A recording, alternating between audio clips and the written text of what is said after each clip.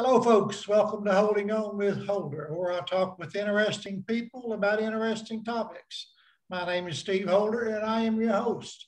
My guest today is Paul Lafferty, who is a very talented author, ex-bouncer, DJ, and bodyguard. He lives in Ontario, Canada. Welcome to my show, Paul. Thank you, sir. Thank you for having me on. Glad to have you.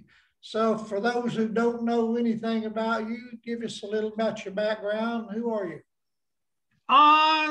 You know what? Everybody, yeah, whatever. Just a regular guy. I got really lucky, had great parents. We're married almost 50 years before my dad passed away. Always had my dad home at night. Dad was a truck driver. My mom was a school teacher. 2 brothers and a sister. Average kid. You did this, you did that. You chased girls around. And not really any plan for anything else. By the time I started with 17, 18, the 2 big hobbies were lifting weights and going to karate. After high school, didn't want to get a job, so I went to university. Hung out there for a couple of years, got the degree and finished up. And then my mom, of all people, it'll be funny for some of the younger people listening to this, when you actually had to go through the want ads to find a job, circled the job in the newspaper for me, left it on the table, saying the local strip club's looking for bouncers, which, today, you wouldn't tell your kid to go get a job at a strip club, but it didn't seem to be that big a deal then. And it turned into a 20 years off and on, doing pretty well every job there was to do there. Started as a doorman, running a couple of the clubs, learning how to DJ. I even ran the kitchen in one of them.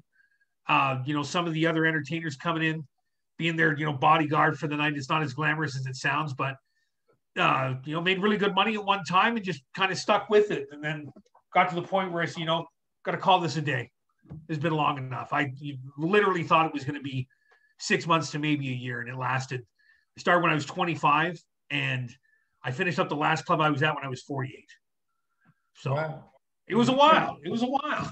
Had a career out of that, didn't you? You know what? I got really lucky. It didn't work out too well for them in the end, but the one club that I was with at one time, I wore all the different hats. Like I said, I started as a doorman, then I was a DJ, and I did this and I did that. And at least at that time, the owner paid a fairly decent wage. And my thing was always, if I'm going to go in and do these different things, excuse me, I expect to get paid for them. And there was a time when the money was really great. I bought the house that I'm sitting in now with that money. The lady I was involved with at the time, bought me a motorcycle one year for Christmas. So we weren't, exactly starving, but the problem is, you're 34, 35, 36, and you wake up and, is this what I'm going to do forever? A lot of guys, substance issues, even worse things than that, going to jail, whatever. I was no saint, but I didn't fall into any of that stuff. And then it's just time to go. Yeah. So what's the worst part about being a bouncer? Do you get into a lot of fights? I got really lucky. I was the first one to tell people I was not the toughest guy on the staff. I never was. I was never the biggest guy on the staff. By the time I was at the last club that I did the majority of my time with, some guys that are still very good friends of mine today, I can name drop them right now. Eric Straitmans, Jason Brown were just the kind of guys that weren't going to back down when we had a fight. And it's paramount when you're doing that kind of job that you have a couple of those guys. And I'll readily admit I was never the first guy to jump in. And there was times when it was like, oh, dude, but you got a little clique of guys, and you just have to know that they're going to be there to help you. And these solid, good guys, and again, still talk to you today. Still, if it was 5 guys, if it was 20 guys, they had no problem backing everything up. The last couple of jobs I got once I left doing the strip clubs were, again, not to brag, but based on that whole deal. I had a couple of friends who ran other clubs who said, I know he'll come in and he'll do the job. So many guys want to tell you how tough they are, but my big thing is always, everybody's tough till you get punched in the face. And then, we usually never see them again. I gotta go to my car for a second. They never come back. Yeah. So, not the easiest thing in the world to do. Yeah. That is probably nothing like the movie Roadhouse, right? You know what? Greatest movie of all time, but no. Seen it a million times. That was a great Seen it a million times. The movies are great. Sam Elliott's a god in that movie. Yeah. Yeah. It doesn't happen. He was the man. It never happens like that. And just even the level of violence. I mean, there were some pretty crazy things. I got hit by a car once. A couple of the other guys had some serious injuries. But the other thing too was, just the older I got, I just wasn't going to do it anymore. Yeah. I was involved with someone who, we were living together and everything was good. And it was one of the last jobs I did a couple of years ago. In one night, the club that I was working at, it wasn't a strip club, it was a dance club. Somebody walked into the bar right next door and shot 6 people. Then somebody drove by the strip club that's a couple miles from our house and sprayed the door. And then somebody else got shot at another bar downtown. And for whatever reason, just luck on my part, I decided to take that weekend off. And when I got up the next day, just, a look of doom on her face. Wow, what I do? She told me the whole story and just said, I don't want you to go back to work. And I never went back to work. By that time, I was already teaching. I'd already started the book was on the way, but it's crazy what you get used to when you say, oh yeah, it's not that big a deal. And then we hadn't been together when the crazier stuff happened. And then when I started, you sit down and you start writing stuff down and you start telling people, she was like, come on, you're making this up. And I'm like, no, if anything, I'm toning it down. I'm trying to not have the really crazy things out there, but you're 25, 26, 27, you think you're bulletproof. Yeah. Everybody does. I don't care what any of them say. No. Maybe us a little more crazily, but yeah, you're 24, 25, you don't think anything's ever going to hurt you. Yeah, you expect you to do crazy stuff when you're in your teenager in your 20s, you throw in the fact that the last boss paid extremely well. And again, paid extremely well, and we were surrounded by naked women. So what, you're not going to want to leave. Where do you want to go? You don't want to go anywhere. I didn't want to go anywhere. It was such a hellhole. It was so terrible. There were some pretty crazy moments, but it was fun. And again, some of those guys I still talk to, on at least a weekly basis. Yeah. Guys that call it Christmas, call on your birthday and stuff. And, should I have stayed that long? Probably not, but it turned out okay. Yeah. Well, let's talk about books. I know sure. You are a writer and I'm a writer. So we should get along just fine. All right. So basically what I did is I was always one of those guys who wrote things down. And I'm sure almost every writer followed the same trajectory. Depending on what age group you were, I wrote Batman stories and I wrote Star Wars stories. You're basically just rewriting other people's stuff.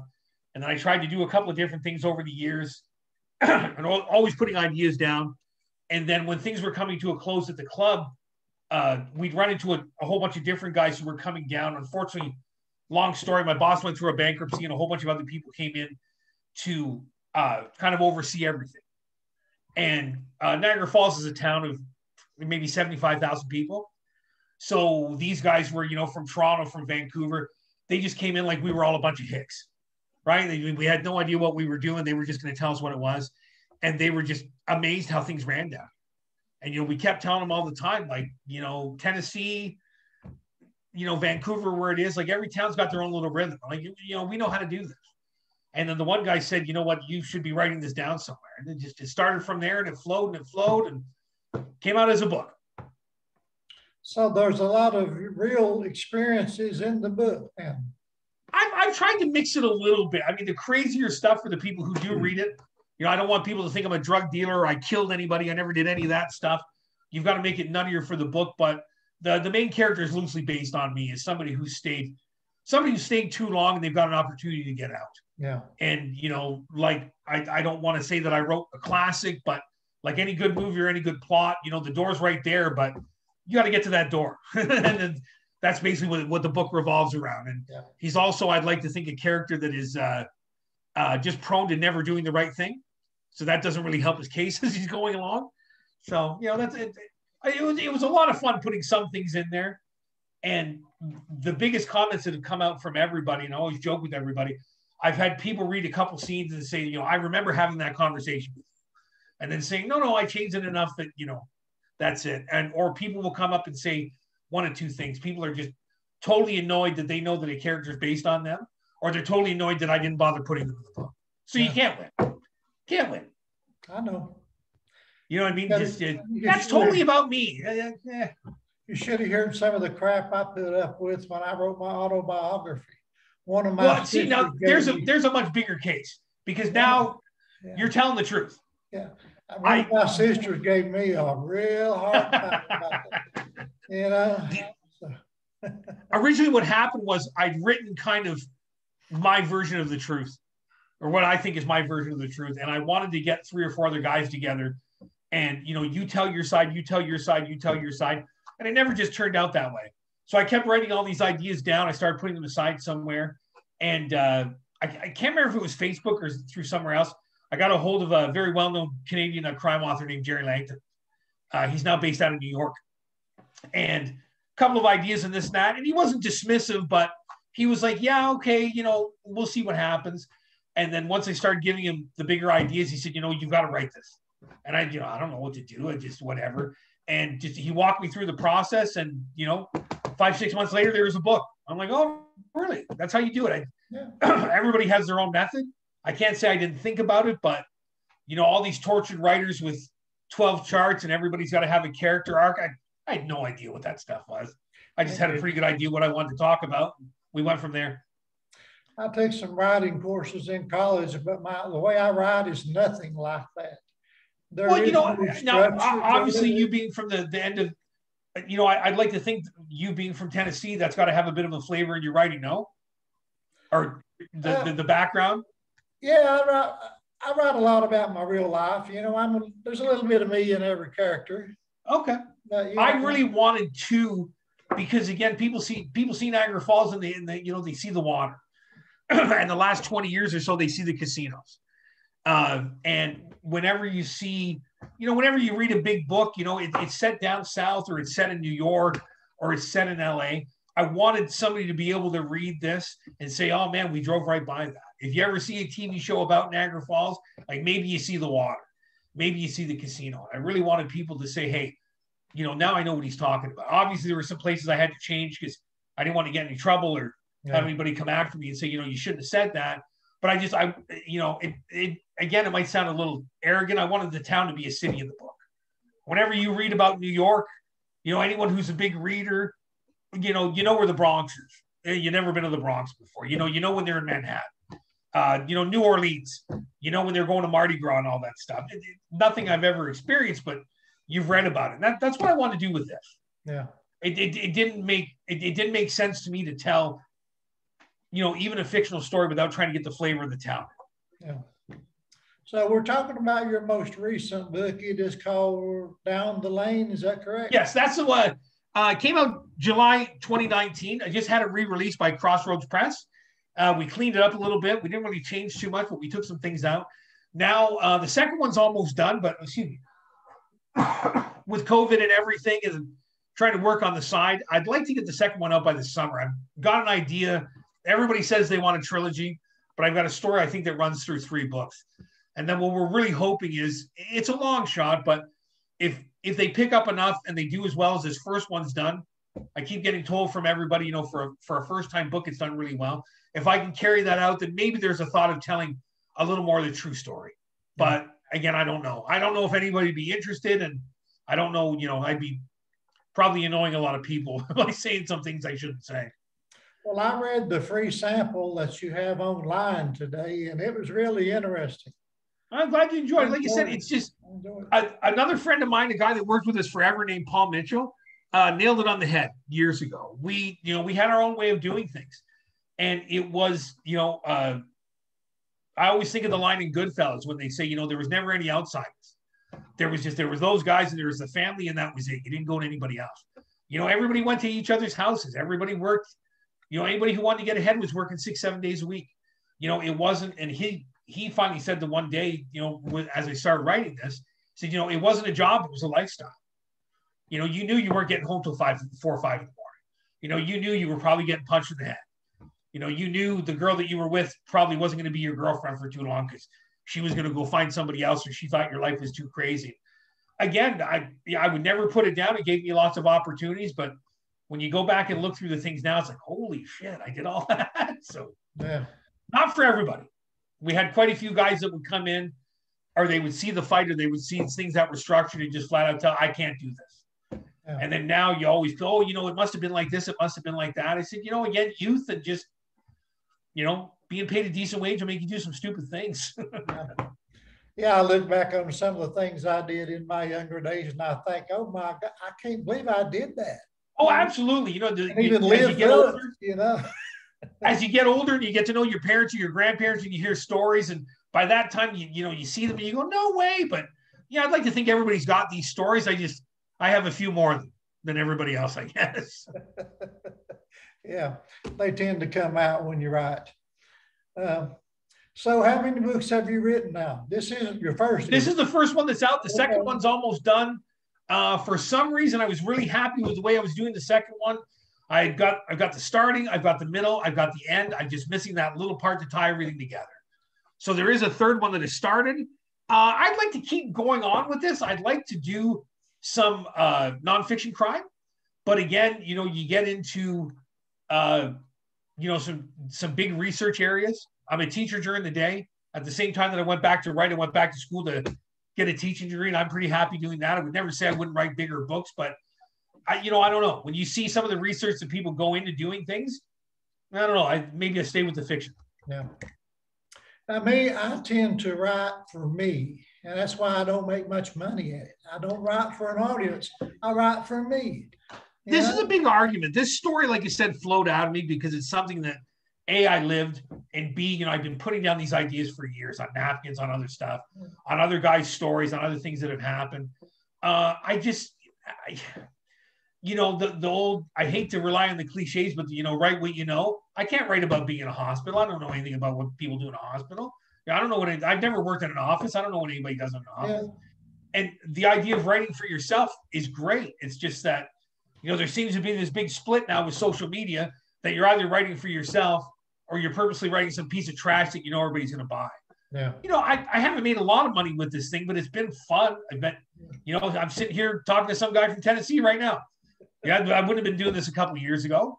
Would I like to see it elevate and go on? Yeah, but this whole, tortured artist shit, I have any need for that. Some of these, everybody's got to, you got to explain your character 30 times. And I don't know. The woe is me thing, that just, it's not I think all writers are eccentric. Yeah, well, definitely eccentric. I've got my quirks like everybody else do, but there's a Twitter group that we were trying to put together.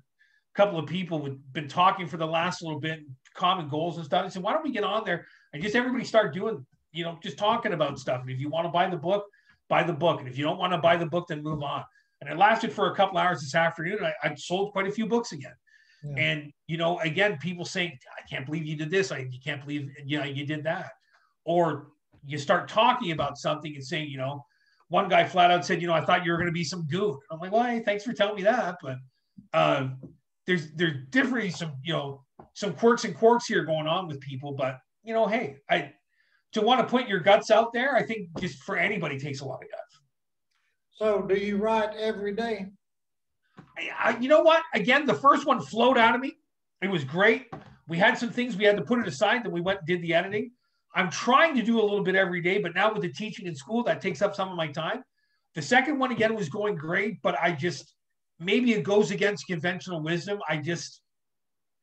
If a company was giving me $200,000 to write the book, maybe I'd have to be a little more strict about it. But again, kind of what you were saying, writing for myself, there were nights where, I must have drove Jerry crazy because I sent him 4 or 5 chapters. And then you send him nothing for 2 weeks. And then boom, the middle of the night, 4 or 5 chapters. So I don't know the whole, what do they call that now? Writer's block. No. Planning or pantsing or whatever. I'm definitely a pants guy. I'm flying by the seat of my pants.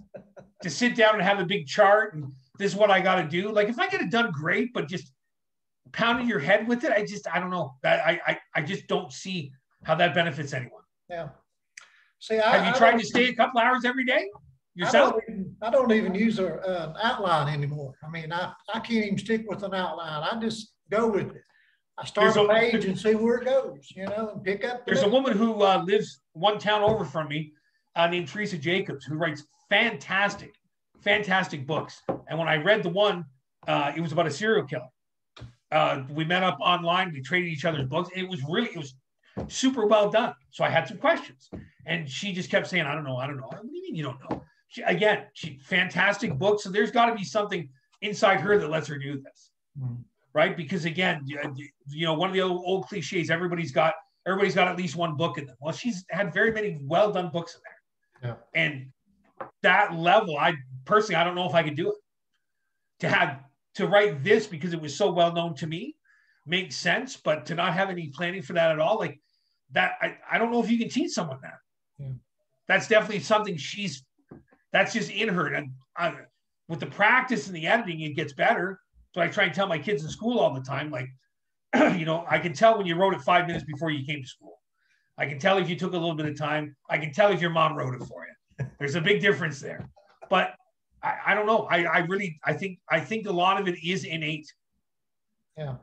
All the crazy stuff that Stephen King came up with, I can't see that anybody taught him that.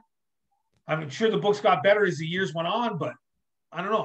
It's a really good question. Yeah. He's definitely done some good stuff.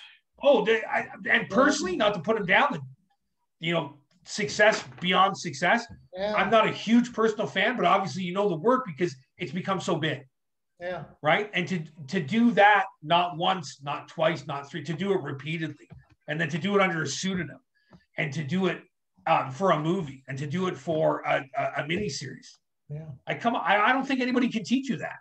Yeah. You can make it better. You can refine it. You can have people help you, but and again, I sound like I'm making it up, and I'm not. I don't know a lot about him. Was he a guy who went to school a lot when it came to that, or he's just always been a writer? I don't know. Again, I'm not sure. I don't want to, I always find it so condescending when people, I don't know who that guy is. I definitely know who Stephen King is. But again, it's my view. I mean, obviously things have gotten better. He might be more comfortable with it, but I don't think anybody taught him that. That's just him. But there's lots of authors that have written numerous books, and they just keep putting them out, just like breathing. David Patterson, for example. Again, to be that prolific, it is a skill in itself. Yeah. In the old days when you had the guys who did the pulp novels, I can't remember what show I was watching, but it's trying to do a little research. Some of those guys were banging out a book a week. Yeah. Now obviously, it wasn't Shakespeare, but that's still got to be a skill in itself. You 200-300 pages, whatever it is. These people have a formula. Exactly. And they have a formula. How much? It's like they fill in the blanks. It's how much of that is your formula, thing. and how much of it is saying this is what I want to tell you. Yeah, yeah. Change the names in the background. Oh yeah. Anyway, maybe you can do that with your series. Maybe you can have a 10-hit wonder or 20. Who knows? I've got enough ideas to definitely fill these 3. I had the arc in my mind from the beginning. I thought it was going to be one, and then I sat down and I had someone help me plan it out. Some of her ideas, I said, oh yeah. And it was good to see from an outside view because she wasn't someone who would work with me. But yeah, like I said, I'd like to try other things, but for this, again, stick with what you know. Yeah. You give it a run and you see what happens. So what advice would you give to new authors or wannabe authors? Again, you know what? It's funny. Knock on wood, a little bit of success with the book. It just got republished, so it's out again. Just write the damn thing. You know what I mean? People, that whole angst and the woe is me, I don't get it. If you have to go back and rewrite it, if you have to edit it, if you have to do it 3 or 4 times, I understand that, but you've got to put it on the page. Yeah. I watched a big thing last month with Francis Ford Coppola when they were doing The Godfather and everything. Mario Puzo drove him crazy because they kept coming back and rewriting. He said, just give it to me and we'll leave it there and then we'll go back and fix it. Now, obviously, some people can't do that, but if you're planning that much, are you really getting anything done? And yeah, maybe that's just me. Maybe some people have to plan. Yeah. Start writing that idea, your idea about your vampire or your hockey team or whatever it is, and see what happens. Yeah. Now, I read somewhere that Ernest Hemingway wrote 500 words per day. That was it, 500 words. That's not a lot. But then again, the poor guy blew his head off because he couldn't write anymore. Yeah. So maybe that's not maybe it's not a great example for us to use either. Probably not. Yeah, you're right. They said he was so racked near the end that he could was it Kennedy? It was Kennedy or Eisenhower? Can't remember the time frame. But he couldn't even write him a congratulations for becoming president. Really? And this is a guy who was, considered such not only a literary genius, but a product of his time, that he couldn't even write a congratulations note. He wrote like how much that had played with his head, just torn him apart. Yeah, he drank himself to death, didn't he? He did, but that was, near the end, they said, and again, it could be Hollywood crap that they're making up, but just to even put down little outlines or put down, he couldn't do it anymore. Yeah. I mean, he was larger than life to start with, but that must have, just been crippling to not be able to do even that smallest detail near the end. Yeah. So do you read a lot, Paul? Quite a bit. Again, I wouldn't say I'm a classics guy, but if I can turn the computer around, there's 2 bookcases here. There's 2 ones out there. I love true crime. I like crime fiction.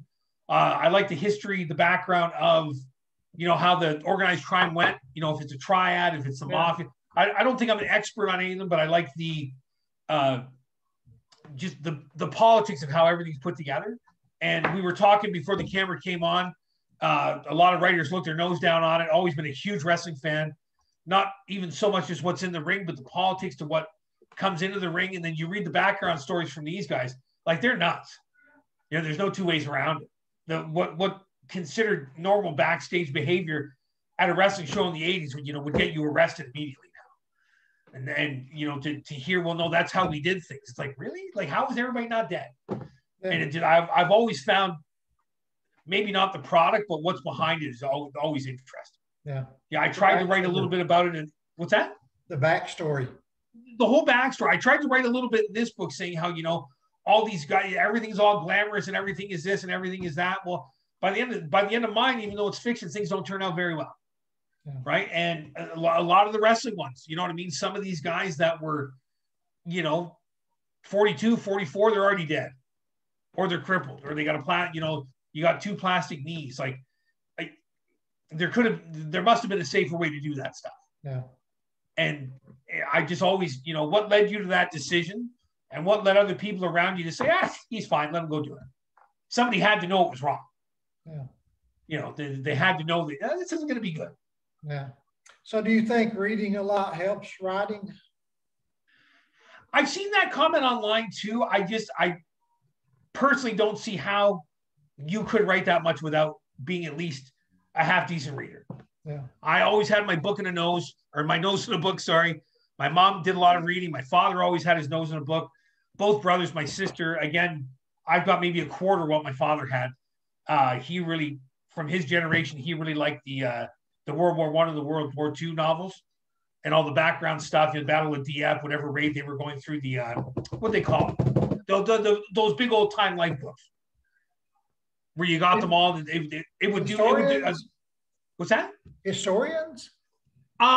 There's a big timeline series we had when we were kids, and they were in depth and huge in the background. Like one book would, just on the Battle of the Bulge, or one on Hitler's, why Hitler, why everything was falling apart with Russia near the end. And I found it fascinating. I read them as a kid, but he kind of liked that stuff. But he also a lot of fiction, so there's always something different in the house to read. And I just always really enjoyed it. Yeah. Again, I think that, there's no doubt that it can help you. I don't think you have to be, a very prolific reader to be able to write, but it's got to give you a better understanding to be able to read that stuff all the time. Yeah, and you get ideas. You get ideas. Totally. You know what? It just this is, to try and do the second one and try and do everything else. There's nothing new out there. Yeah. Music, wrestling, exactly. History, whatever you want to call it, it's all been done. And you want to try and put your spin on it, but even then, that's not easy either.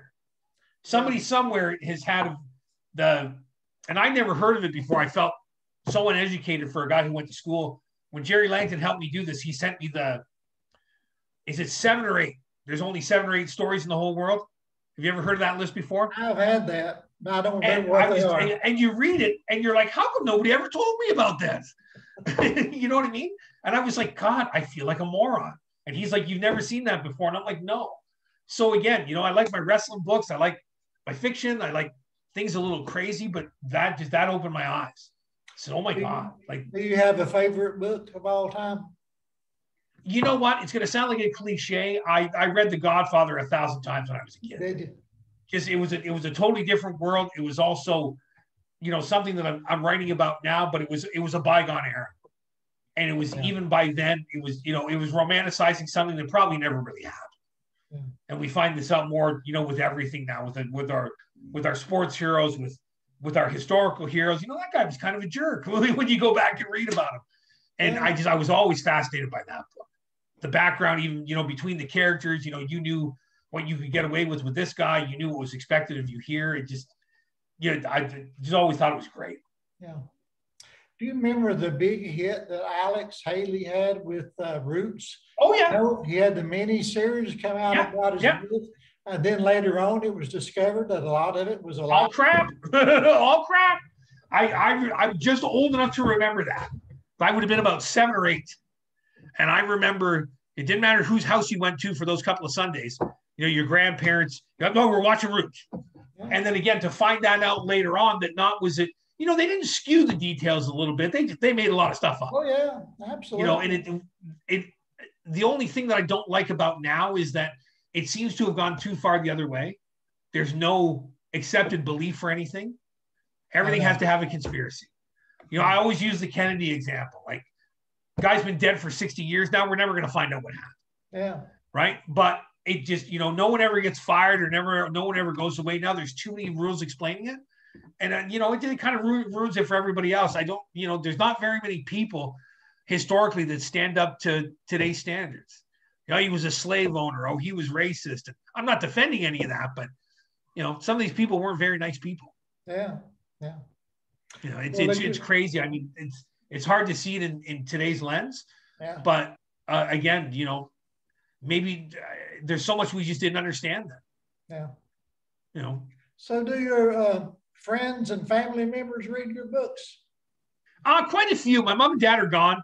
I think my mom would have been a little shocked. I think my dad would have been pretty proud of it. There's actually a section in there was kind of tribute to him. My dad was just, I revered him. He was always the guy who seemed to do the right thing and still always have time to go grab a beer later on. He was a great father. You won't hear any tales of woe in my book about dad not being home or, dad hitting you in the back of the head. None of that stuff happened. He was, what he said went. It could be a little harsh sometimes, but there was way more good times than there was that kind of thing. And I would have liked to have had them read it, but some of the comments that I got from other family members, maybe it's better that they did. So. Yeah. Now the MC shirt you have on, is that a club you're in or? No, basically what I did was, so I want the book to go on further. I want to be able to explain things. We started designing all the logos. A girlfriend of mine did most of these. And what we wanted to do was we want to have something that stood out as something that would be identifiable for the club. So she had the t-shirts made. And what we wanted to do was put it all in different areas around this region. So if you were here, that you'd know what we were talking about. So we made some shirts and some odds and ends. Okay. Again, I don't know if you're familiar with when Sons of Anarchy was on. Oh, yeah. A lot of people loved it. Watched every episode. It was so over the top and crazy, but I loved it. But you heard all the time about some of these older bikers like taking it personally that you were wearing that kind of thing. So we tried to change it just enough that I don't need a whole bunch of guys knocking on my door because they saw me wear something. But I also didn't think that I could talk about a biker gang without having a symbol for them. Okay. Right. If it was a movie about football, you'd see a game. They'd be playing football somewhere down the line. Yeah. So we tried to put all that together and personalize it enough that it's a little bit different, but Okay. And hopefully somewhere down the line, like I said, I never had any expectations with this book. It hasn't sold 1 million copies, but I'm being told by a lot of people that it's done well for a first-time book. Maybe there's something else in all these stuff. Yeah. People with lesser ideas or smaller ideas have gone on to sell a bazillion shirts or a bazillion records. You never know. You never know. It's been fun. Like the wrestling shirts. If I had a minute, take the camera back there. My Hulk Hogan shirt, my Austin 316 shirt. I got a ton of those. And whoever thought, Austin at one, wrestling was always such a small market. Yeah. By the time Austin rolled around, you saw those shirts everywhere. Yeah. So whoever thought that would, it would be so big. So who knows? Yeah. And there's always somebody that doesn't know anything about wrestling says, who is that guy? It got so big in that time period. I was just having this discussion with someone on the phone earlier, someone who just doesn't care for wrestling. And I don't watch as much of it I used to, but, you know, if there's a WrestleMania 4 or there's, you know, the old NWA on for something, I'll watch it. I might not watch the new product anymore, but just saying like that period, like 97, 98, 99, 2000, everybody knows who The Rock is. Yeah. Everybody knows who The Undertaker is. Even like the Mick Foley one right away. Like I said, I was positive just seeing the top of your shirt that that's what you were wearing. You know, you might not have sat down and watched it, but it became such a big part of the culture. Everybody knew who they were. Yeah. You know, and those guys from any generation of that sport, maybe, you know, maybe you were a bouncer or somebody in a movie somewhere. Like, look at the heights those guys are flying. You know, look at, they just, The Rock, they laughed at him in the beginning. It was going to be another Hogan. They're one of the biggest stars in the world. Yeah. It can happen. He's a big movie star now. Down there, were you watching a lot of NWA? You must have been. Oh, I did. Yeah, I grew up watching NWA. You were in the glory days down there. Yeah, absolutely. I discovered it here in 1988. Never really dug wrestling too much as a kid. Got into it. My brothers and I got into it. And the cartoony aspect and all that. And then they started showing WCW Saturday Night down here. So that was my first exposure to Flair and Ricky Steamboat. Who are these guys? Like, this is great. And then was just hooked. Was hooked for years. Yeah. I remember the Monday Night War. Remember that between WWF and NWA or no WCW? Yeah. We were so obsessive about it. We were just talking about this again today. We were so obsessive about it that some of the guys' girlfriends thought we were going out to do something. That you were going to see another girl, or maybe you were doing drugs, and we'd say, no, we're going to watch wrestling. And come on, you're not. And they'd come with us and they'd just be shocked. And then we tell them, you know, taking it so seriously, like, don't talk while wrestling's on. Talk during the commercial. And then my one buddy was so over the top with it, he went and got one of those old-fashioned 2-in-1 TVs when the Monday Night War starts so we can watch both at the same time. Like, we missed nothing. We missed nothing. You know what I mean? It's just, shit, quiet, it's on. So you know, somebody will change the channel, put the football game on. No, that's not what we're watching. Yeah. So do you keep up with politics and current events? You know what? We're here in Canada. We've got a pretty moderate system. My original degree is in political science, so I understand it a bit. I don't know if it came up when you were doing a little bit of research. I am American by birth, but I never lived there. Was born in New York. We moved here when I was little. I've always, even at a young age, been a political junkie, but there's no nice way to say it. You guys have had such a bizarre upside down time that there's no, you know, they've been saying it for years about the middle class, but now I think even more so politically, there's no middle at all. Nah. You're far to that left or you're far to that right. And where people stand on that, that's totally your decision and that's fine. I've always thought I was a little close to the right, but the problem is what they're saying are conservative politics today don't identify with me. Yeah. I don't think by any means I'm a liberal by Canadian or American standards, but, you know, I hate even bringing up his name, but what you guys had for the last 4 years should not be considered conservatism or Republican. There's just no way. Again, I don't want to turn into a Trump discussion, but have this argument with people all the time. I don't even think he's a man of modern intelligence. No, he's not. Like the whole genius stuff, like that's all a bunch of crap. Yeah. But the longer he went on, I like, if you met him in a coffee shop, hey man, you know what? Shut up. I don't want to talk to you anymore. Yeah. I don't, you know, the only thing I can figure is, and again, not to put down Americans, I'm American by birth. Americans just want to see somebody buck the trend. And he's been doing that his whole life. He was born rich. You know, he had a huge advantage over everybody else. But the different things in the starlets and excelling at something you shouldn't excel at, I don't know, because we're very close to Buffalo, New York, Niagara Falls. So I'd like the political talk radio, the talk radio during the day. So just always listening to it. When he was originally going to run for governor of New York about 12 years ago, both sides told him there's absolutely no chance you will ever be endorsed by either party, that you'll get in. How did he leapfrog that and become president? Yeah. And the only thing I can figure is, you know, and I don't want to insult the intelligence of those voters. I mean, there's some questions to be asked there, but you know, it's a goof. You're voting for somebody you shouldn't be voting for. I just have a hard time believing that many people believed in him. Yeah. That whole Well, make America great, people have been saying that for 100 years. It's never yeah. going back to the way it was. Yeah. Well, you know, right here in the area that I live in, it's a very red state. There are most people in my part of East Tennessee worship the ground he walks on. And you know what? If that's what you want to do, fine. But you know what? Point to me one thing that he did. Point to me one thing that he did to get there. He right? Point to me one thing. Laughing stock. Yeah, you know, point to me one thing that he did to get there. Point to me one thing that he did while he was there.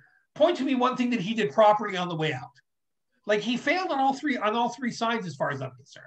And again, you know, we're in Canada, so I try not to talk about it. We don't exactly have a guy that is a shining example of statehood either. I don't know if you follow Canadian politics, but basically the guy who's the prime minister now, his father was prime minister for pretty well all the 70s and the early 80s. So it's a very well-known fact that he was riding on his father's coattails. Yeah. But you see where they get the charisma. The very first school I was teaching at, we got the chance to meet him. And you could see, you know, where the glad handing and all that comes up. Now, are there deeper issues there? I don't know. I didn't get to talk to him all that long. But it's such a glib manner now. Like nobody's telling you anything. Yeah. Like, nobody's really, you know, this is what we're going to do. And I don't know.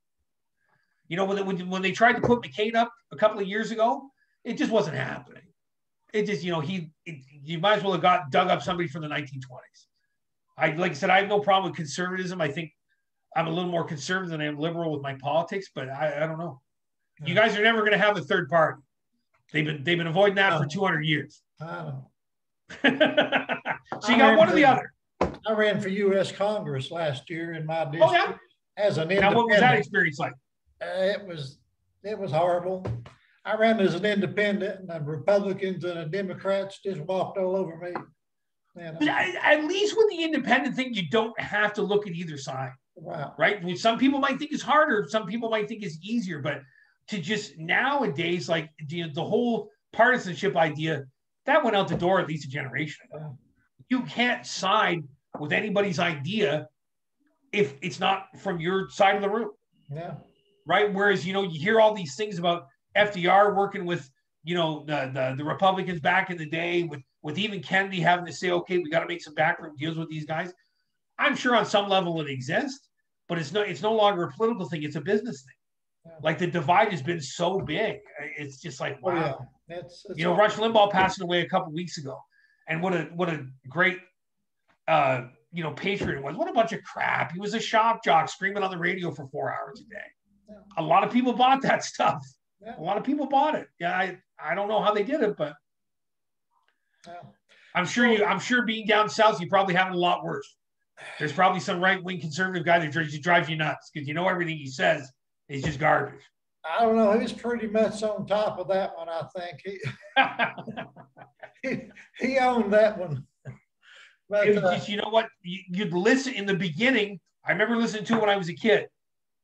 And you'd see the germ of an idea there. That at least there was always, and again, I don't want to go back to wrestling, but always compare it to wrestling. When the bad guys did something or somebody said something, you could at least travel with their line of thought. It wasn't right, but you could see what they were doing. Yeah. By the end of the last, 15 years that he was on the radio, he's making stuff up. Yeah. You know what I mean? There's no fact checking anymore. What's that? He made millions of dollars making those things up. So somebody's watching it and somebody's paying attention to it. This is not, none of these are marginal people where they're making a couple of bucks. He's a billionaire. His contract for, I can't remember, it was Sirius Radio, whatever one he was on. I don't know about now. People have come and gone. For years, he was at the top of the market. Yeah. Nobody had a contract like him. So, somebody's listening to this stuff. Yeah. But are you listening to it for entertainment? Or are you listening to it for politics? Because it's two hugely different things. Yeah. So how has COVID-19 affected you, your family? Is anybody in your family? You know what happened with us? I was working at a small private school, and most of the students are from China. So I don't want to say we caught on to it before everybody else, but we're a little more aware because the way our school year ran, they were just starting to come back here as it was happening last year. So the worry was, do we let them come back? Do we not let them come back? I'm 50 years old. I'm not young. I'm not old. thought I was in pretty good shape. Things would be fine. You don't take things too seriously. I tried to do a couple of precautions and whatnot, but I was involved with a woman who had some of her own medical issues. And, she made a really good point. She said, it's not so much about you getting sick. It's about you bringing something home and her getting sick, or somebody else getting sick, or, this and that. So tried a little harder to do the right things. But again, you can't tell anybody to do anything anymore. Yeah. I was at the bank a couple of weeks ago, and, the guy just wouldn't put a mask on. And, the security, he can't get any, he's yelling and screaming. And then, dude, they're not taking your life. They're not dragging you away to the army. Like, put the mask on or go home. Is it Texas now that's opening up everything? Yeah. One of the states is just saying, screw it, we're going. Yeah. Well, you know what? Maybe we've gotten past that point. Maybe Texas is going to have a huge spike in the next couple of months. What do you think? Texas has always done things their way. Oh, it's inbred in the state. Yeah. But the difference is, doing things your way and doing things that are going to affect the majority of people. I don't know. There's so much disinformation out there with everything. Yeah. No matter what your crazy view is, I find somebody's going to back it. And no matter how sane and clear your statement is, somebody's going to tell you you're wrong. Exactly. It's pretty nuts. I never want to be one of those guys in the center, but I find myself pushing myself more towards there just so I don't want to hear what either side is saying at all. Yeah. Sometimes I just feel like telling them all just to shut up. And this is so crazy. Away. You know what I mean? Go away. I love the whole discourse idea. I love people coming over, playing cards, talking about stuff, doing whatever, but it's so, no punks on. I can't remember the name of the band that did it, but called Shot by Both Sides. It doesn't matter what side you're on, you're getting it. Yeah. You know what I mean? And standing in the middle now is no safer than being in either one of the camps. Yeah. Yeah, there was a time when minding your own business usually kept you out of trouble, but that's not necessarily the case nowadays. How many times did your mom and dad say, don't worry about it, it's got nothing to do with you, walk away? Well, it's getting so divisive now, we can't do that anymore. Yeah. And again, I'm talking from a country that's known to be a little quieter and a little more peaceful than you guys are. And there's great people in the U.S. Still have some family in New York, but it's getting pretty crazy, man. Pretty crazy. Yeah. Well, Paul, I have enjoyed talking to you, brother. It's been great, man. Anytime you want me to have back on, I really appreciate you taking the time to do this. The second book should be, if I can knock on my wood and keep it moving, should be by the summer. I'd love to come back on anytime you want to have me. I will definitely have you back on. Fantastic. No problem there, brother. Do you want to tell people your website or how they can? The best way to do it right now is I am mainly on Twitter under my full name.